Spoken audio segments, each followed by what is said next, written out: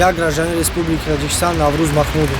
Как было сообщено о том инциденте, который произошел на таджикско-кыргызской границе, инцидент между Таджикистаном и Кыргызстаном, в итоге чего погибло военнослужащие и пострадало несколько человек.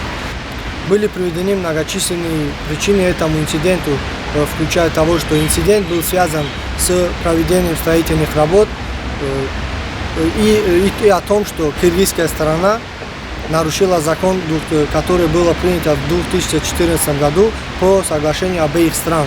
И еще также были приведены несколько других причин, включая того, что кыргызская сторона спровоцировала конфликт, первым открыв огонь. Исходя из того факта, что отношения двух стран, Республики Таджикистан и Кыргызской Республики, на промежутке стольких лет были очень дружескими, и мы не должны допускать этому испортить наши дружеские отношения. И крайне важно то, что чем скорее, тем лучше урегулировать этот конфликт мирным путем и переговорами.